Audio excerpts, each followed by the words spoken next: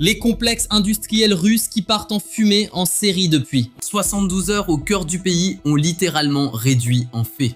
Cendre le vieux mythe que l'Occident nous sert depuis des mois. Oubliez l'idée d'une impasse en Ukraine, on ne piétine absolument pas. C'est l'exécution chirurgicale d'un plan titanesque. Une stratégie d'usure parmi les plus vicieuses et massives de l'histoire militaire. À Saratov, la raffinerie géante a pris tellement cher qu'elle a dû tout débrancher. Les stocks de carburant de Primorsk sur la Baltique ont simplement été vaporisés. Les usines chimiques de Samara et des convois de pétrole longs de plusieurs kilomètres sont désormais paralysés par des frappes totalement imprévues. Dézinguer des chars dans la boue, c'est juste du jardinage tactique. Mais couper les vivres et l'essence de ces blindés à des milliers de bornes du front, là on parle de grand art stratégique. La machine de guerre de Moscou fonce droit vers un point de rupture totale. Pas seulement au fond des tranchées poisseuses, mais chez elle, en plein dans ses tuyaux logistiques et ses centrales d'énergie. Aujourd'hui, on va disséquer la vérité brute du métal sur le terrain, l'agonie des lignes de ravitaillement et les calculs militaires qui prouvent que ce prétendu calme est un énorme bobard. On y va.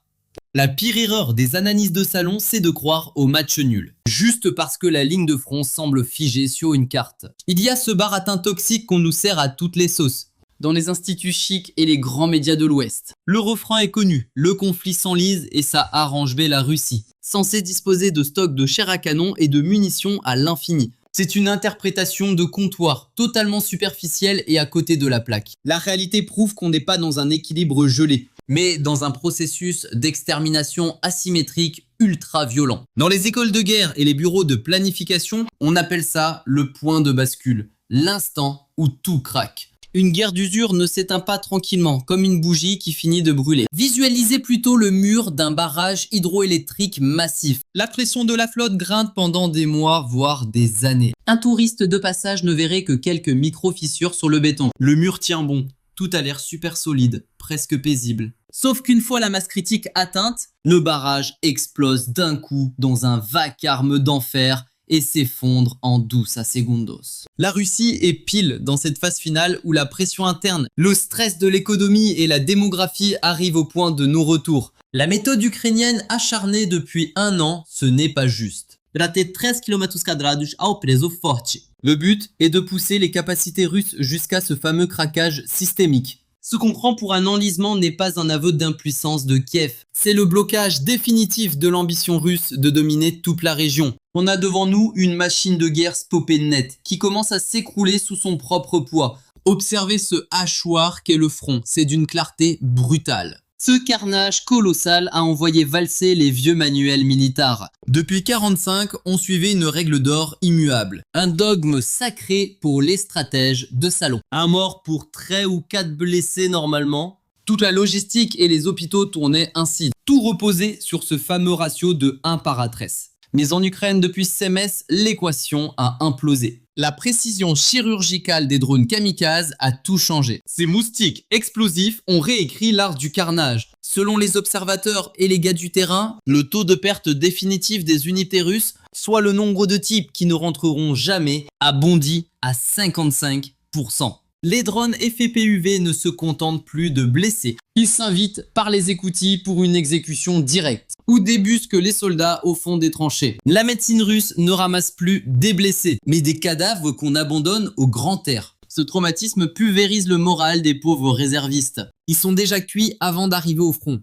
L'Ukraine a alors lancé sa tactique du terreau-sel, une nouvelle doctrine qui va entrer dans l'histoire. Classiquement, on défend son trou jusqu'au dernier homme. Jusqu'à la toute dernière cartouche, comme jadis. L'Ukraine refuse ce sacrifice. Elle simule une retraite. Elle attire les Russes dans des nids à cadavres, où chaque coordonnée est réglée au millimètre près. Quand l'infanterie russe s'installe dans ces ruines conquises, les drones et l'artillerie les pilonnent sans pitié. C'est un manège sanglant qui les broie sans fin. Les pertes atteignent 1 pour 5, voire 10 par endroit. Ce n'est plus une avancée, c'est autre chose. L'ennemi paye chaque mètre au prix fort du sang. Pourtant, le vrai tournant ne se joue pas là, mais à des centaines de kilomètres en retrait. Les drones longue portée ukrainiens frappent le cœur. Ils visent les artères vitales de l'industrie russe. Le coup de massue est tombé vers Saratov. La raffinerie géante de Rosneft a été frappée. Ils ont dû stopper net toute la production. Un raid coordonné a éteint les machines russes. Ne croyez pas que c'est une simple news économique. La réalité est bien plus dévastatrice. Saratov est le cerveau du diesel pour les troupes russes. Sans lui, les blindés font du surplace au front. Une raffinerie n'est pas un jouet qu'on rallume d'un kick. Quand les tours de distillation sautent, c'est la crise. Réparer coûte des milliards et prend des lustres entiers. Les sanctions rendent les pièces high-tech impossibles à dénicher. C'est l'impasse totale. S'aborder l'usine est un suicide.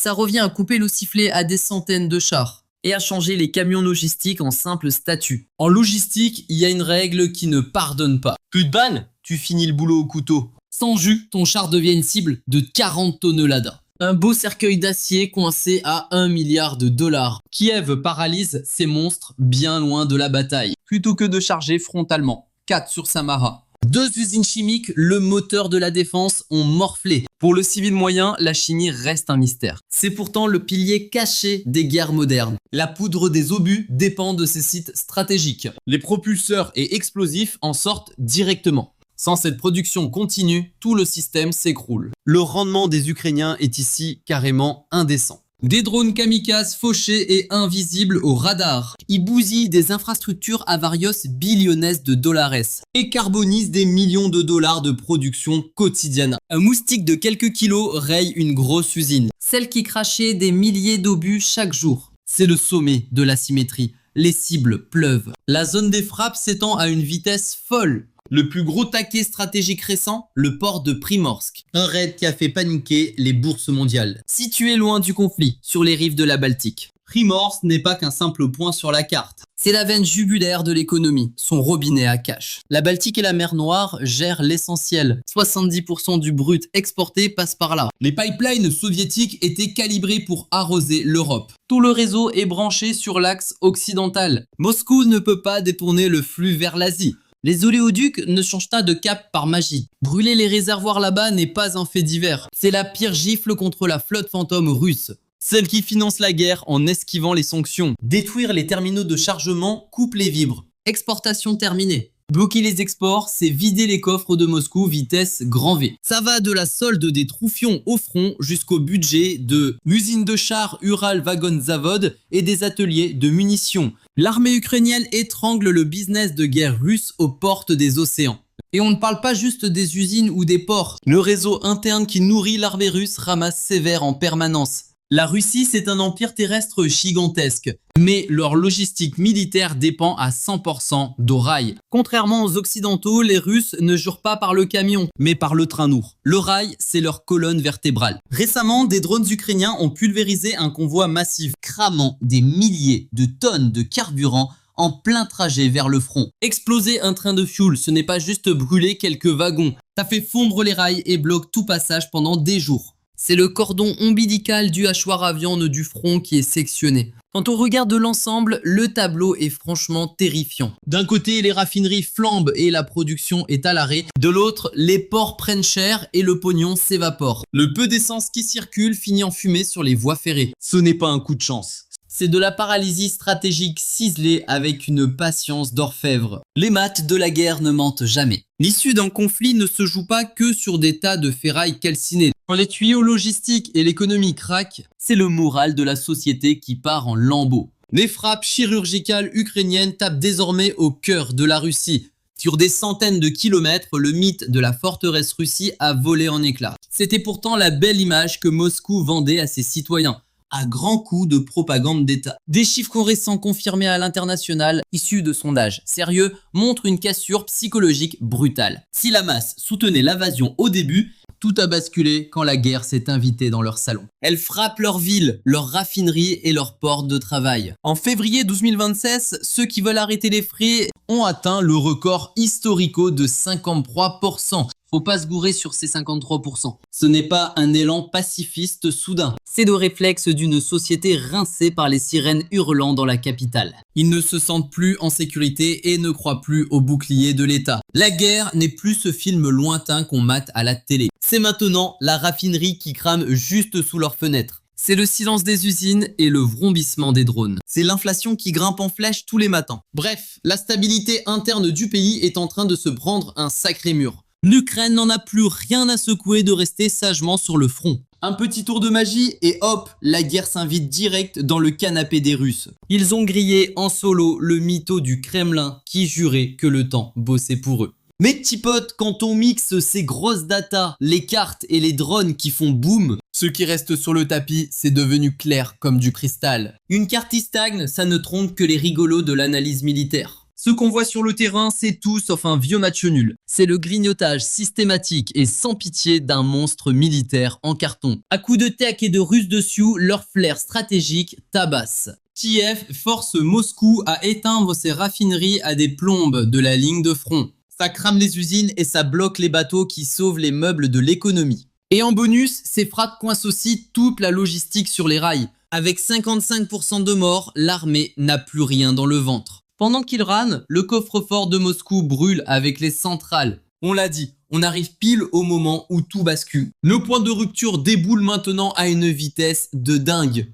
L'histoire est formelle, une armée sans ses arrières est une armée cuite. Une économie qui fait la gueule ne tiendra pas ses positions éternellement. Les guerres d'usure ne se finissent jamais avec des bisous. Le système se vautre d'un coup, un matin, dans un fracas total. On continue de pister ce naufrage stratégique en direct. On décortique les maths, les bug tech et les failles géopolitiques.